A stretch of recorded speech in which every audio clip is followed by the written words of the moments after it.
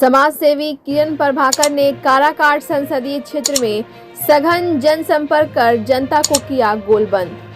काराकाट की जनता के उज्जवल भविष्य को करूंगी शिक्षा, रोजगार और आर्थिक संबलता के उपाय। लोकप्रिय समाज सेवी किरण प्रभाकर ने काराकाट संसदीय क्षेत्र के गो विधानसभा के अंतर्गत मलहद, सोसुना बाजार, बर्मा, मुड़वा, दाऊदपुर, महदीपुर, गैनी, लिमड़ा, हसरसा, गमहारी, अरंडा, बजलपुर और उपहारा गांव में सघन जनसंपर्क कर जनता को अपने पक्ष में गोलबंद किया। इस अवसर पर उन्होंने गांव के बड़े बुजुर्ग, युवा और महिलाओं से मुलाकात की और उनकी समस्याओं को जानने के बाद सबके उचित स्वास्थ्य, शिक्षा और रोजगार मुहैया कराने का वादा किया।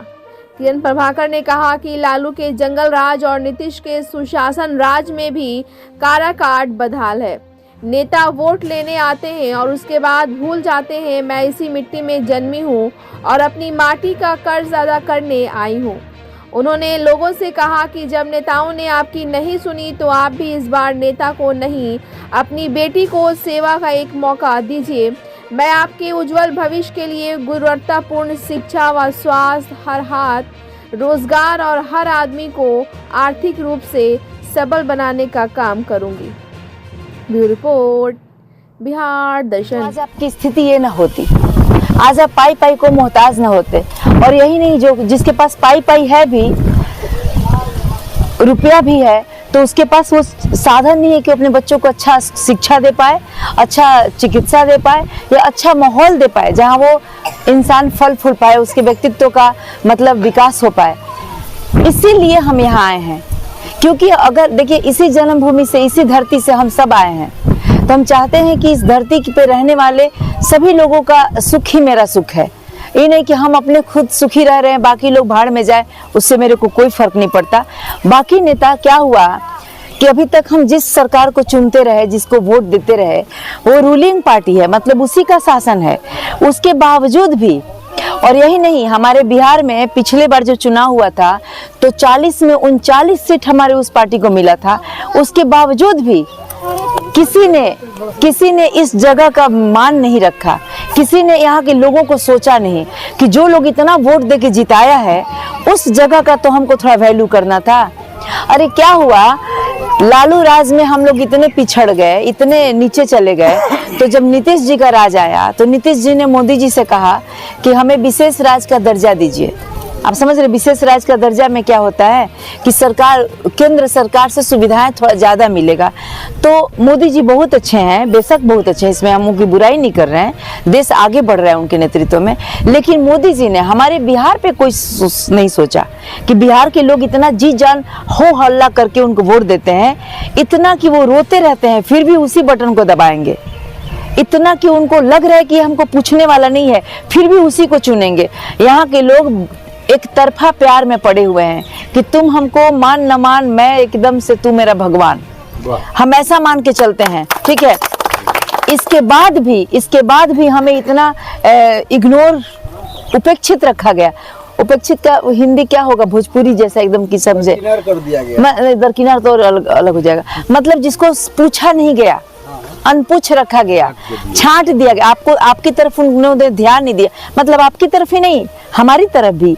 इसमें ये नहीं कि कोई एक जाति, हम तो जाति में बट के वोट दिए, लेकिन उन्होंने तो समस्त जातियों को, समस्त वर्ग को, सभी को, हमारे पूरे बिहार को ही इग्नोर किया खास तौर से।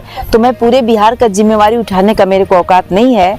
मैं अपने काराकाट लोकसभा क्षेत्र से भी आपकी प्रत्याशी हूँ और यहाँ का मैं जिम्मा उठाती हूँ कि मैं यहाँ के धरती पर वही सुख लाऊंगी जो सुख का तलाश है आप लोगों को, और जो सुख आप अपने बच्चों के जीवन में चाहते हो, जो तकलीफ आप लोग किए आपके बच्चे ना करें। क्योंकि आप लोग जानते हैं हमारे जीवन में सुखों का दिन का शुरुआत कैसे होता है, सुखों का दिन का शुरुआत होता है शिक्षा से।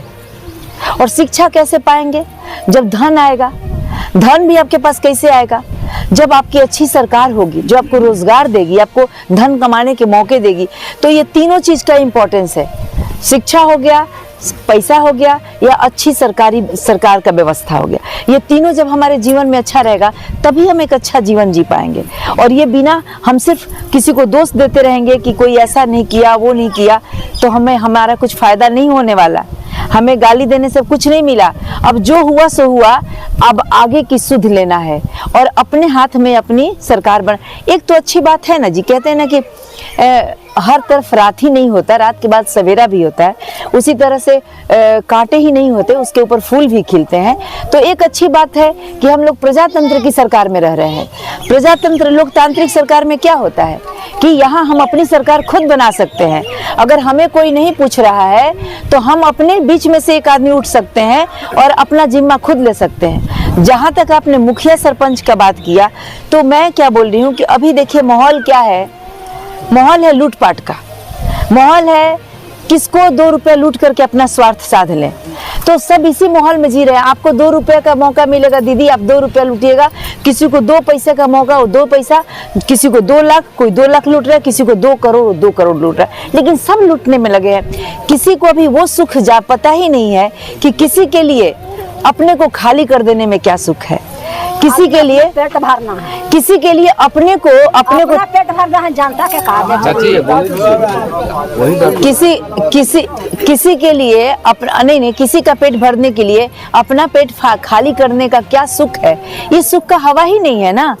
तो हम क्या बोलते हैं कि देखिए भगवान पे भरोसा रखिए। आप लोग खुद अपने जगह पे अच्छा करिए और विश्वास रखिए, जरूर अच्छा दिन आएगा। बहुत ज्यादा दिन नहीं है। अब मेरा आने का मतलब ही क्या है, हम आए और हमारा क्षेत्र ऐसी रह जाए। और हम आपको एक बात और कह रहे हैं, हम जीते ना जीते उसे कोई फर्क नहीं पड़ता मेरी बहनों। आप सबके जिंदगी में समृद्धि आएगा, आपके सबके बच्चों को रोजगार मिलेगा। वोट होगा वो अलग बात। चलिए ठीक है, नमस्ते। हम चलते हैं। आप लोग बात समझिएगा, किरण प्रभाकर के बारे में पता करिएगा, ठीक है, कि कौन है ये लेडी और वो क्या चाहती है, क्योंकि हम महिलाओं